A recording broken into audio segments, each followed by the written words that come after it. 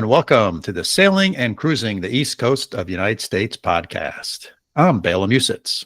And I'm Mike Wasserman. Hey, Mike. Today's guest on the podcast is Tom Greaves. He's a longtime sailor and spends most of his time sailing along the coast of Maine.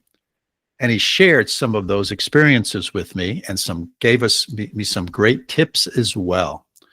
And Tom is also a member of the Blue Water Sailing Club, which sounds like a great organization to be a member of and to get some blue water experience and some great friendships and camaraderie.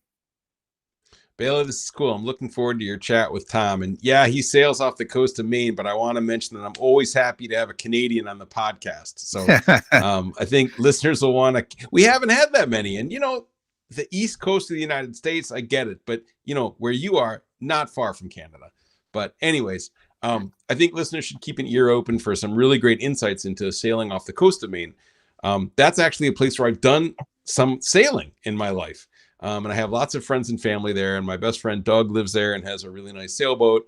So I know I can actually say there's very little I can say firsthand when it comes to sailing, but the coast of Maine is some beautiful, beautiful sailing.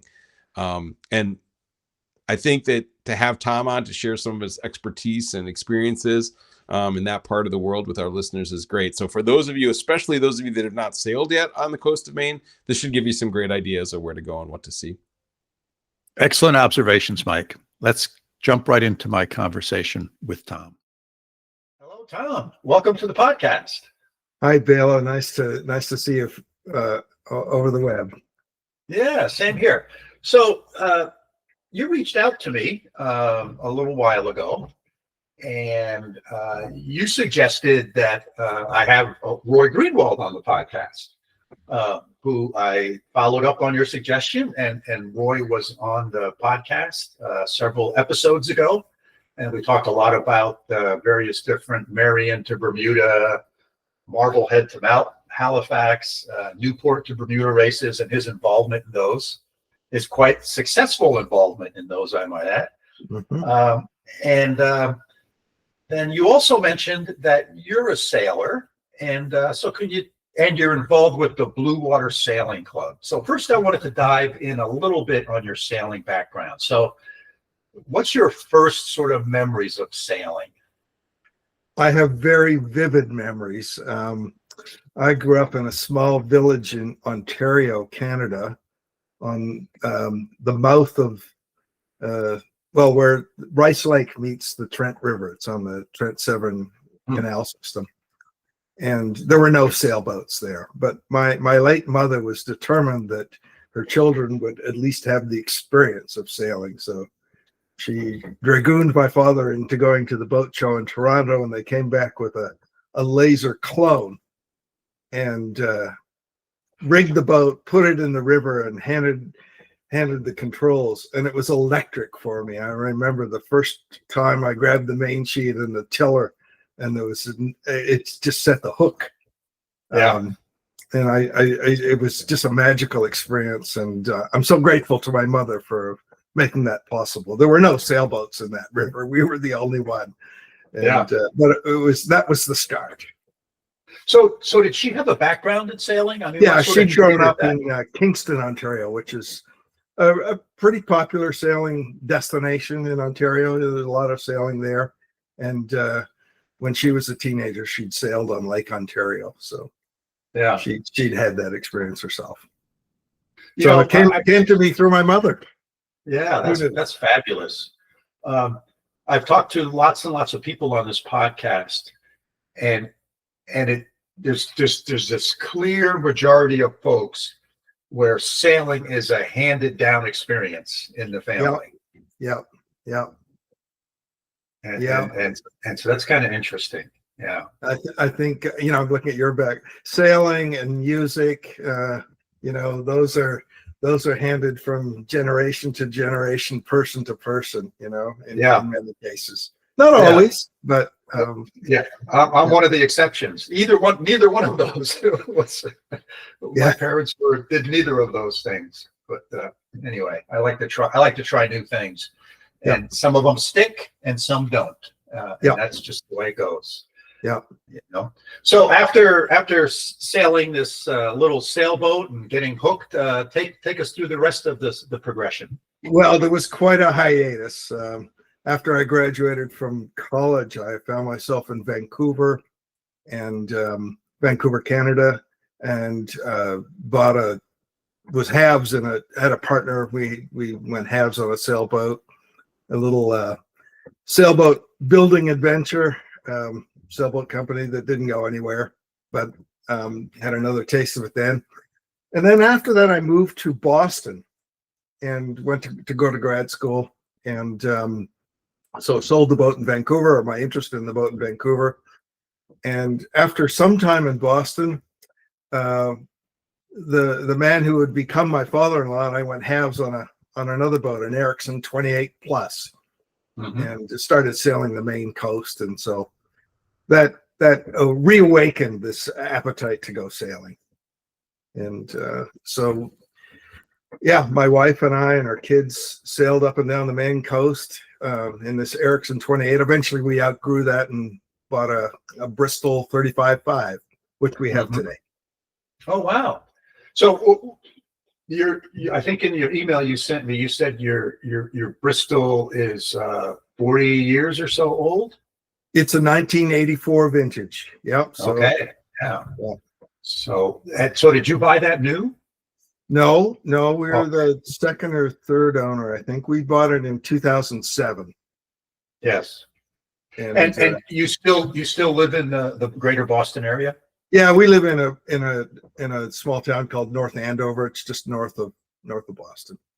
Okay. But we sail out of Maine. We have my mother-in-law has a place on Peaks Island, just up near Portland, Maine, and that's where we have a mooring. And that's our happy place.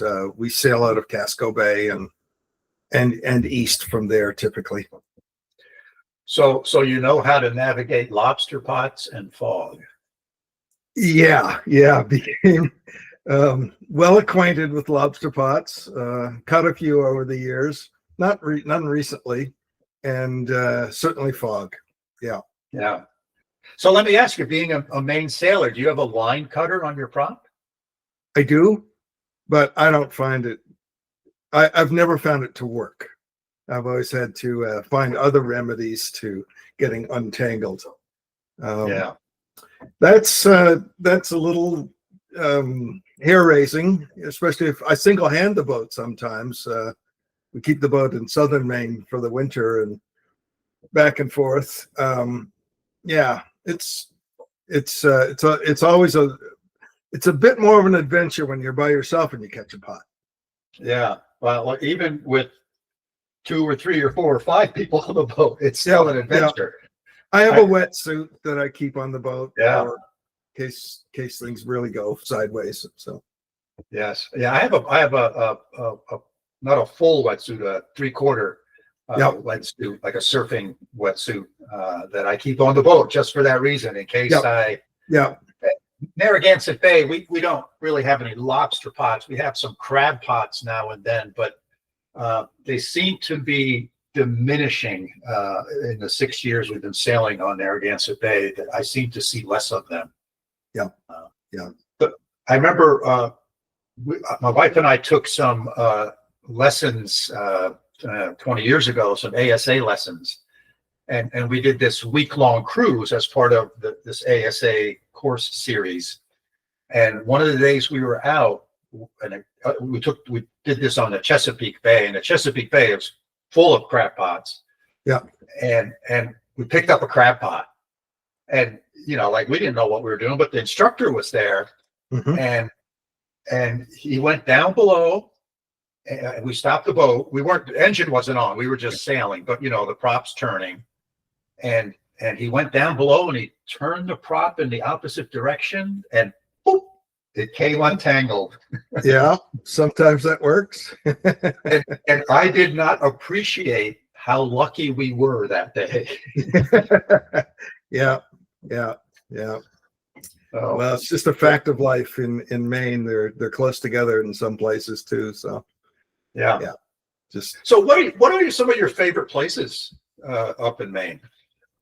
So I really, really like Penobscot Bay.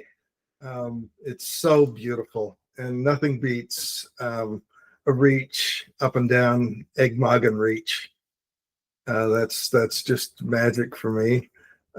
We've been as far east as Roke Island, and that's a very special place. So some of the islands, outside Penobscot Bay, Isle of Ho is a pretty nice place. Long Island, Long Island is pretty special. Merchant Row, Stonington, that area is just breathtaking, and I really like sailing there. Yeah. I've never been up there. So are there, if someone was thinking of going there to go, sail up to Maine, let's say I was thinking of doing that next summer, what sort of advice would you give me? What sort of should I expect? What's the best season, best time of year to go up, etc.? Well, if you can do it in August, is my favorite month. It's nice right into September too. Where you should begin is get the Cruising Guide to Maine, Curtis Brindlob's book.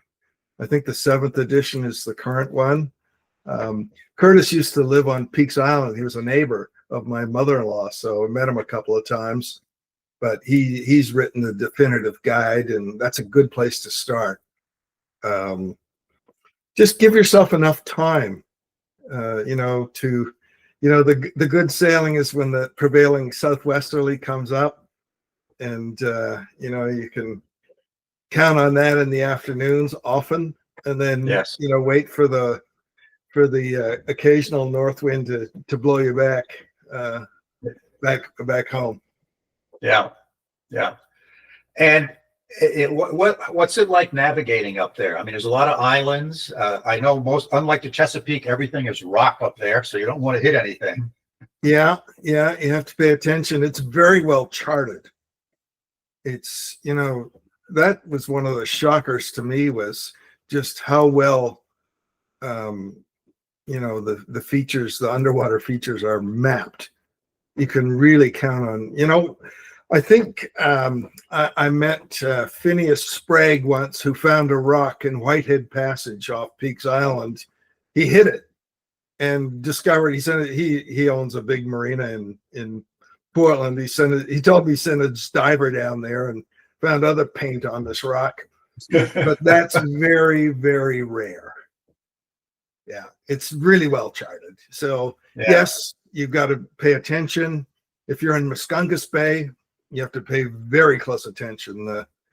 There are rocks everywhere, but you can rely on your charts. In my experience, very good. And when's the really bad time for fog? Talk about fog a little bit. So fog can hit you anytime. We've had 3 boat length fog in August. I've found it to be less prevalent in August and September, more prevalent earlier in the season, but you just never know. Yeah. And you should really have radar if you're going to be navigating in fog. Radar and AIS. The lobster boats typically don't, some of them do, but typically don't have AIS. So you'll see them on your radar. And when they're working their pots, they're going this way and that way and all different directions. So you don't panic when they're coming towards you, because they're probably going to veer in a different direction shortly. So that you just develop a feel for what's a lobster boat and what's it likely to do, and you give them a wide berth. They're out there working. Yeah. Very good. Yeah, I have both radar and AIS on my boat, and I don't have to use them very often, but I always use the AIS. Yeah. I find it to be just a marvelous invention. I don't know who invented it, but whoever did, I hope they're rich. Yeah. No, it's a real it's a very useful tool. I like the combination. Yeah. So the other question I had for you is there a lot of, like in Narragansett Bay, Providence, which is at the north end of the bay, is a deep water port. So we get a fair amount of, large commercial traffic through the bay. Are there parts of Maine that have a lot of commercial traffic as well? I don't mean lobster boats. I mean larger ships. So you do see, coming in and out of Portland and Portsmouth, Maine, the big tankers you have to be mindful of. There are cruise ships that ply the waters of the Gulf of Maine. If you're off Bar Harbor, there are some whale watching boats that go pretty fast. So yeah, you have to keep your eye out. There are also some very large, luxury yachts. Yeah. So, you just always have to be mindful of traffic. It's part of it. It's always there. It's always there. Yeah, and then going in and out of Belfast to Searsport, there's also traffic. There are ferries to be thinking about. Yeah, there's you don't see big roll-on, roll-off ships carrying automobiles like you do in Narragansett Bay, but there is a substantial amount of commercial shipping. Yeah. And have you ventured afar from Maine on your boat? So the farthest we've been was in 2023, 2 years ago. We did the Marion Bermuda race. Oh, you did? Yeah. So 4 of us did that, and that was a great experience. Just opened my eyes to the possibilities of blue water work on a fairly small boat. Yeah. Oh, so this was on your boat you did this? We did it on our boat. Yeah. And that was a bit of a project, and I'm so grateful to my wife, who was really the project manager. We had a fairly lengthy list of things we had to do to prepare the boat. And every Saturday morning leading up to the race, for about the 2 years leading up to it, my wife Denise and I had a meeting, and we would go through the spreadsheet of tasks, and she would query me on, well, where are you with this part task, and how many more days do you think you'll be before you're finished, and have you forgotten about this? And anyway, we had a plan, and she didn't participate in the race on the boat, but she certainly helped me get it prepared. Oh, that's wonderful. Yeah. That's wonderful. What was sort of the one big lesson or words of wisdom that you garnered from doing the Marion to Bermuda race? Well, it was a real confidence builder to do it. It was just a great feeling to set the hook in St. George's Harbor. But the more I do, the more I sail, I think the more I realize the less I know, or feel like the less I know. It's humbling. Yes. And you just cannot prepare enough. But at the end of the day, you just have to, drop the hook and point your bow and go, Yes. So, that's right. It was very helpful to have a race, I have to say, to be organized around. That was a catalyst for doing this. It wasn't about competing in the race, or Sure. That wasn't the real motivation or the reward. The reward was just figuring out what needed to be done to get the boat ready and the crew ready and to do it. Yeah. Was this the first time on this event for all of your crew, or some other? So one of my crew had pretty extensive experience on the Pride of Baltimore. 30 years ago, he'd sailed on it. So he had a lot of sea miles, but it had been a while for him. Another crew member, I had sailed from Bermuda back to Marion, Massachusetts on a friend's boat. This was how I got into it in the first place. One of the Blue Water Sailing Club members So I had crewed, and that really set the hook for trying it on my boat. I thought, wow, this is a lot of fun. I really like this, and I want to do it on my boat. Yeah. Yeah. So yeah, so all of us, everyone on the boat, all the crew members had their own boats. So we were all kind of experienced coastal sailors. Some of us had some offshore experience. Yeah. Yeah. So Very nice. Very nice. Well, it sounds like you've had a really great background and a lot of wonderful adventures sailing. So let's switch gears a little bit and let's talk a little bit about the Blue Water Sailing Club, which you are a member of or an officer in. So tell us about that a little bit. yeah, so we're I guess 59 or 60 years. We were founded in 1959. So we've been around a while. And we're a virtual club. We don't have a physical clubhouse. In fact, many of our members belong to yacht clubs up and down the East Coast. But it's a collection of people who love to sail, and some of whom like to sail offshore, hence the name Blue Water. We have kind of a racing pedigree.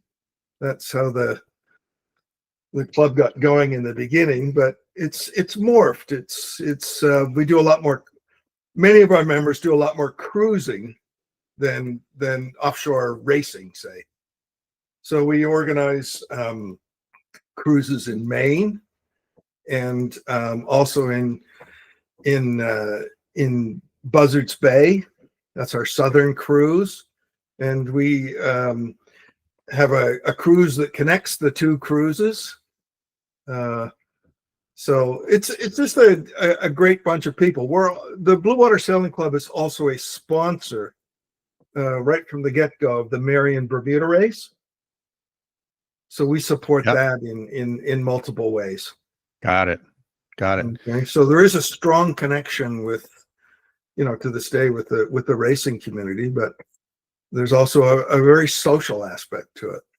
Yeah. So about how many members are there in I the think club? I just saw it's of order of 180. Okay. It fluctuates, 170, 190 in that range, but it's of order of 180. The requirements are you have a boat that's it doesn't have to be a blue water boat, but it has to be a cruising boat. Yes. Or a racing boat, and then we like to get to know you. So there's a provisional membership stage that typically goes very quickly, but you want to get to know the people that you're going to whose club you're going to join. So there are lots of social opportunities to do that. Yeah. Yeah. So that's how that works. We have, there's a modest initiation fee. It's really modest, and annual dues are very modest. Yeah. And if one wants to join the club, what are the responsibilities of being a member? What contributions do I need to make, or participation level? Well, there's nothing that's compulsory. Okay. But you probably wouldn't want to join unless you wanted to participate in at least some of the functions. We have some educational programs in the winter and some social programs. So our educational programs range from, how do you get your boat ready to do the Marion Bermuda, say. We've got an event coming up in January where we're all going to go to the Museum of Fine Art in Boston and look at the Homer exhibition, which of course has certainly a strong nautical aspect to it. Yeah. So we have pub nights. It's very nice for a lot of our members enjoy going on the cruises, and there might be anywhere from 10 to 30 boats in a cruise. And people come and go. It's not a real rigid, regimented thing. It's there's certainly a strong social aspect to that. It's fun to cruise with other people. I've just having done it, in small groups or, just my wife and our kids. we've done that too. So, but it's fun to do it as a group. Yes. Do you also have some races? So we have not sometimes you are the race will break out as part of our cruise. Okay. Well, you are the race officer, so I had to ask the Yeah, question. I'm on a mission to up the racing content. We have a number of Blue Water Sailing Club boats that join in the Marion Bermuda. Mm-hmm. Okay. And Got it. one of the well, that was my path to discovering, that I could do the Marion Bermuda. Was I met a gentleman who was, I think, he might have been Commodore. I'm not sure if he was Commodore then, but a gentleman by the name of Steve Ritchie, who was giving a talk on, or organizing a talk on the Marion Bermuda, and I found out about it, and then found out about the club, and then we have a mentoring program. So if you're thinking about doing the race, you have to have your boat inspected. There's a lot, very rigorous safety protocol, part of which is having your boat inspected to make sure it's seaworthy. But we have a mentoring program with people that have done the race, and they advise you and guide you and are there to answer questions. And that's one of the functions of the Blue Water Sailing Club to organize this. Got it. Through the Marion Bermuda race. Oh, that's very helpful. And that was really helpful to me. I could call Steve and say, what do they really mean by this requirement for, making sure your floorboards are secure? Would this satisfy the requirements? And, got a little back and forth, the conversation going before the inspector came. Yeah. Yeah. Very nice. That sounds very helpful. It was extraordinarily useful to be able to talk to people that had been there and done that. Yeah. So if someone's listening to this podcast and says, "Hey, I'm interested in the Blue Water Sailing Club," how do they find it? What do they do? So we have a website, and I'll give you the URL for that, Bela. Maybe you could put that in the notes somewhere. Yep. It'll definitely be in there. Yep. Yeah. Reach out to us on our website. We have a way to contact us, and that would be the best way. Yeah. And do you know the web address now? Sure, I can bring that up.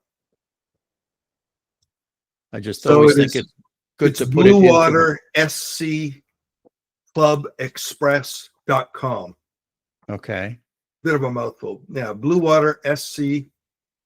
Blue Water SC.clubexpress.com. Okay, I will make sure that's in the show notes for anyone who's interested. Yeah, we'd love to talk to you. The motto of the club is good times, good sailing, good friends. And my experience, and I've been a member since 2019 maybe. Okay. 2019, I guess. And some of the people in the club have become dear friends. So I have nothing but good things to say about that. Well, that's very nice. It sounds like a great organization. I always sailing is one of these hobbies or activities. I'm not sure what you want to call it. That has this kind of unique blend of sort of, it requires a skill to some extent. But there's also this great sort of social aspect and community aspect to it that I think is relatively unique. I'm sure there's other activities that have it as well, but there's this real community that brings people together, that shares information, is very sharing, very helpful. And I've often said that, if the rest of the world had those characteristics, the world would be a much better place. It's a real mix. Sailors by nature are, especially if you're doing blue water stuff, you have to be self-sufficient. You have to be able to manage by yourself. But that doesn't mean there isn't a social dimension to it as well. Right. You know, so Right. it's like that delicious combination of, okay, I'm gonna do my own thing out on the water, but in the evening, you know, I'm gonna get together with other people who like to do that, and Right. that's just wonderful. And people Yeah. come from all walks of life, you know, to that realization that sailing is just so much fun and enjoyable. Yeah. Yeah. Well, Tom, is there anything that I haven't asked you that you'd like to share with our listeners? Well, I think what we as a community need to do, and this is something I've been thinking about and our club's been thinking about, is, you know, we need to make sure that the torch gets passed to the next generation. Okay. That's really, really important. And, you know, there's a certain amount of expense that goes with sailing. It needn't be, you know, all consuming. I have a lot of fun on small boats too. You know, I built a shellback dinghy and I get a lot of pleasure out of getting together with other people who we race once a year, our shellback dinghies. So we need to find ways of bringing young people into the fold. And I think the offshore sailing community really needs to work on that. We've got some ideas about maybe we can go to the racing clubs that are part of universities, and okay, these students are not going to have their own boats, but maybe we should invite them offshore with us. And the first time you go offshore with someone, you know, shouldn't be on a trip to Bermuda. You know, you really want to get to know the people that, and it goes both ways. You want to get to know your crew, and your crew needs to get to know you, because that has to work.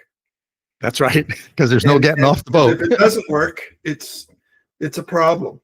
So I think finding something in between meeting up at a social event and getting on a boat to Bermuda, there's some intermediate ground there, and we need to work on that, making some opportunities for people to get to know what it's like. Right. Right. You know, one of my motivations for starting this podcast was there's a fair number of YouTube channels and other podcasts that sort of focus on sailing around the world in sort of its broadest sense, you know, doing long passages, etc. And so there's opportunities for people to learn about that and get exposed to that. And one of the things that I've been trying to do is just talk more about coastal cruising. Yep. Which is sort of, you know, it's another aspect of it, but and you can do it in a day, or you can do it in a weekend or two days. You don't have to do a 10-day passage, you know. And I think that opens up opportunities, particularly like you were saying, it's not a big risk to take someone out sailing for a day. Yeah. Yeah. Right. You can, both parties can put up with almost anything for a day. Yeah. And then you can discover whether you'd like to do more, you know? Yeah, exactly. Yeah. And I do think that, you know, we and it's interesting, right? I look at what I have several grandchildren, and they're involved in all sorts of organized activities, but they're mainly sports endeavors, you know, softball or soccer or those types, basketball, volleyball, they're those types of endeavors. There are really no, you know, the town doesn't have a sailing club. Yeah. You know, that's targeted to youth. Yeah. Right. You can go to some yacht clubs that have youth sailing programs, but you have to sort of be a member of the yacht club, or for the most part. Right. So we do have this challenge there of how do you brought up a really good point. How do we sort of pass that torch? How do we sort of get people interested in this activity?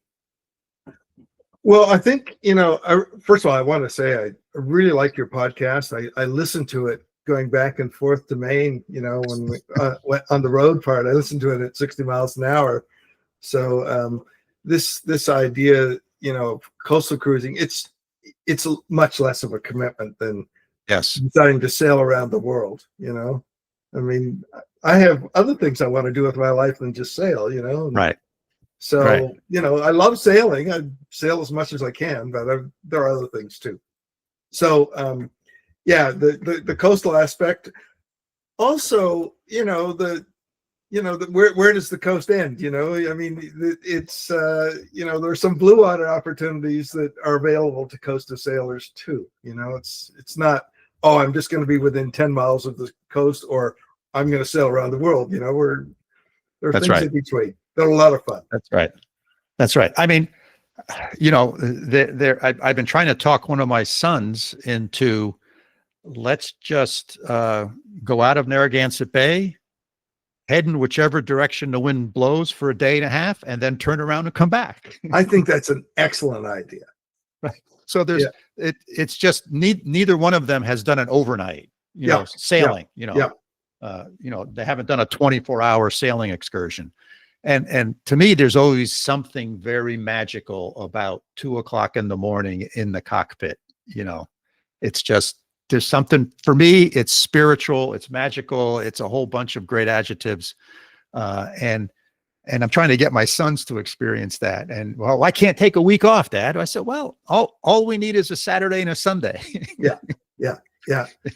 To experience, the full 2 pi of steradians of sky studded with stars is just magic. And there's only one way to do that. That's right. Is to get out there and experience it. So, yeah, I think we need to infect younger people with this enthusiasm and delight and joy and wonder that it's all part of the experience. Yeah. All right. Well, that was a great way to sort of wrap this up, Tom. Thank you so much for being a guest on the podcast. I really appreciated you taking the time to chat with me this evening. Thanks, Bela. Really, really enjoyed it. And keep up the great podcast. Thank you. Okay. Bela, what a great interview. Tom was a great guest. I learned a lot. And I'm curious, what were your main, get it, takeaways? Sorry.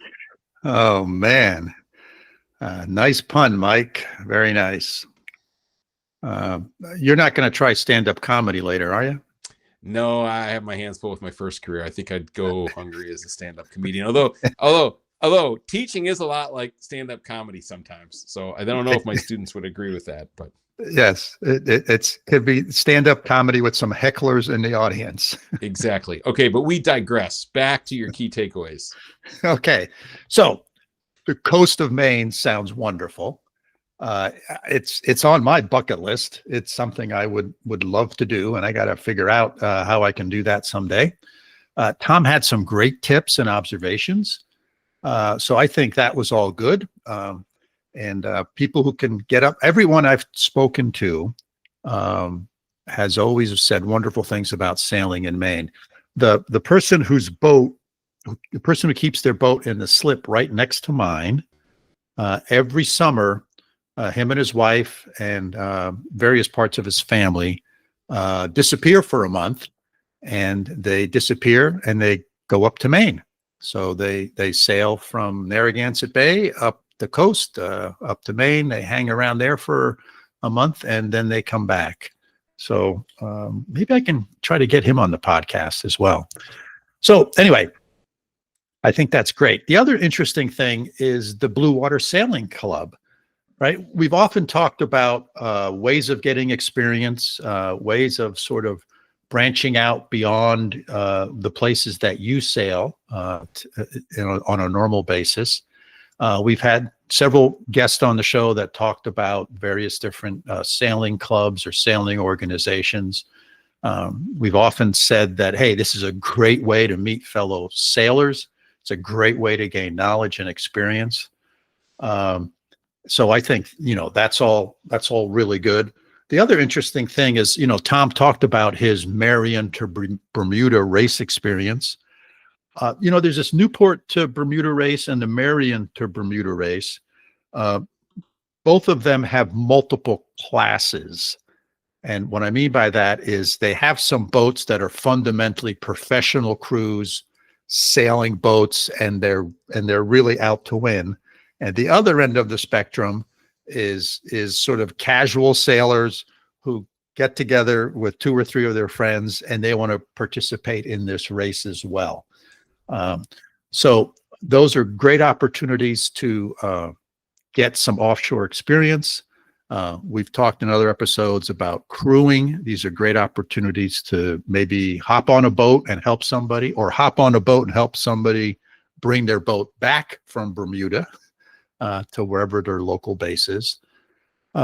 And these sailing clubs are also great ways to get some help and advice from fellow club members. And there's a great social aspect to them as well, if you like those types of things. So I just think they're really good, Mike. Yeah. I like the way Tom put it, that, or maybe you put it, now I forget, but that sailing is kind of a solitary thing. It's you and your boat out on the water. But at the same time, there's this huge community that we've heard time and time again that are also really important to, I don't want to say all sailors, but many sailors, right? The sailing community is super important. But we've also talked about a lot of different types of organizations that people can join. Maybe the people who are somewhat new to sailing or don't know a lot about sailing like me, can you maybe discern a little bit between a sailing club, like what Tom was talking about, versus a marina, versus a yacht club, versus a racing team, or I know there's various national organizations. Can you maybe give a short kind of thumbnail of what each one of these is kind of for and why you'd want to join one? Oh gosh, that could be a whole nother podcast unto itself. Well, yeah, maybe that should be, that might be a good topic, but maybe just 2 or 3 of these, kind of what's the difference, So this one that we talked about in this podcast, they don't have there isn't a building, right? People think of yacht clubs. Yacht clubs often have a building on the water, right? Oftentimes they have a place that you can keep your boat. There's often a restaurant there. Often they're quite expensive, or they can be quite expensive to be a member of. Then you have something like the Blue Water Sailing Club, which doesn't have a building, doesn't have any slips or any of that kind of stuff. So it's sort of the other end of the spectrum. Doesn't cost a lot of money to join. They probably have a meeting once a month, and they organize some events. So both of those have some common things, and that's kind of 2 ends of the spectrum, right? The sort of high-end yacht club versus a Blue Water Sailing Club that we talked about in this podcast. 2 ends of the spectrum. They offer many of the similar things, but some of them offer things that others don't. There are racing clubs. There are some clubs, both physical and virtual, I'll call it, like Blue Water, that focus a lot on racing. So they really have a racing sort of bent to them. And every Wednesday night, they have races on the local body of water. There's other ones that have more of a cruising bent to them, like the Salty Dog Sailing Association that I think I've mentioned in the past. Here again, a virtual organization with no physical building, but they do cruises every year. I think we've had other guests in the past who talk about cruising clubs where they do a cruise or 2 every year. Then there's some national sailing organizations. There's the American Sailing Association, which is a primary and an excellent place to go get lessons. Lessons from a brand new beginner all the way up through celestial navigation. So broad spectrum of courses.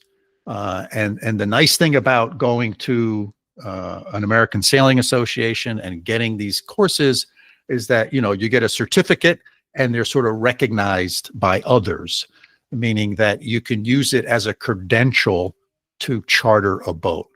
So there's a broad spectrum of opportunities here. Some of them cost very little money, others cost more.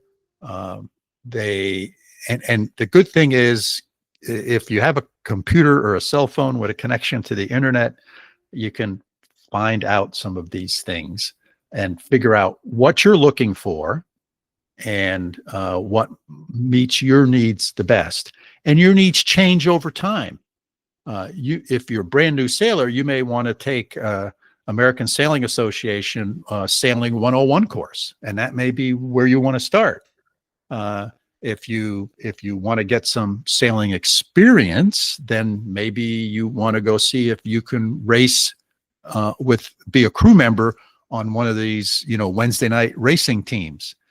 They're always looking for crew, and be honest about your skill level, and that's fine.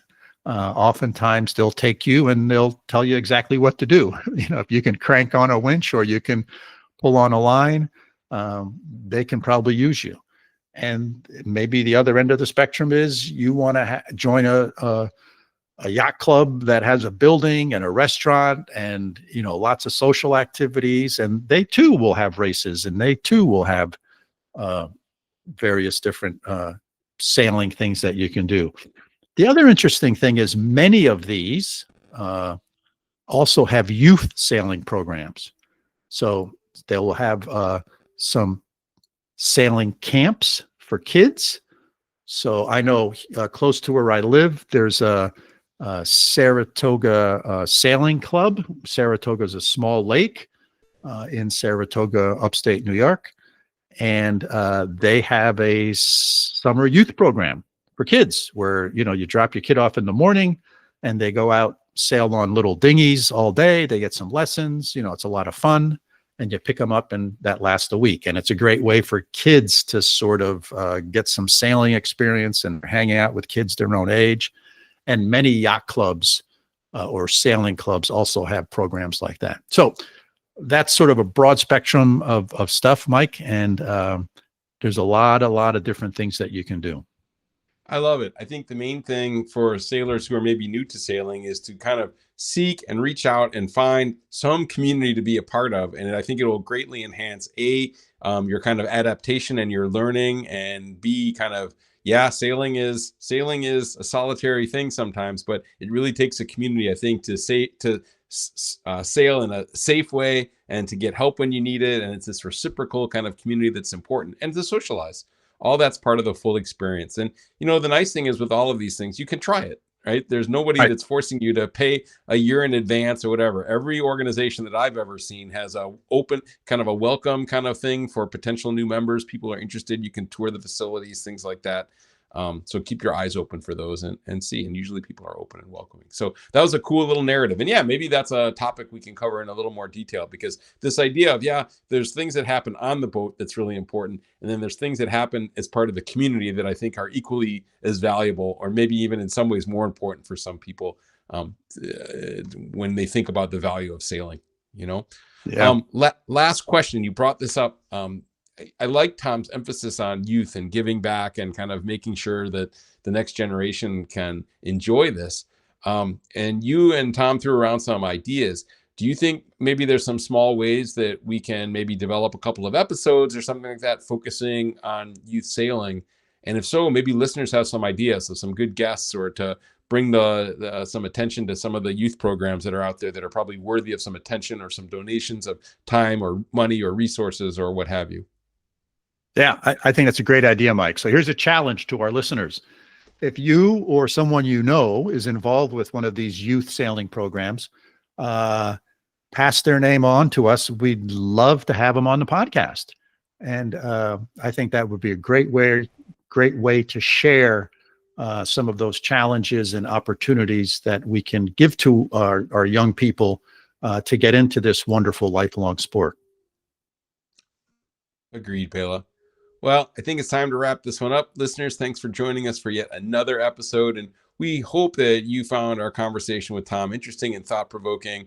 To contact us, and again, to give maybe Bela and I some ideas over good guests on this topic of kind of next generation sailing, please feel free to send us an email. You can get a hold of us always at sailingtheeast, that's all one word smushed together, @gmail.com. And finally, if you enjoyed the podcast, please hit that like button on your podcasting app. You can also now find the podcast on YouTube. Just search for Sailing the East. And if you know of someone that would make a good guest for the show, particularly as the challenge we gave you about involved in youth sailing, let us know. So that's it for today's episode. Hope to see you out on the water soon. So until next time, signing off from upstate New York. Take care. And from over here in Munster, Germany, thanks for listening. And Bela listeners, look forward to seeing you next time.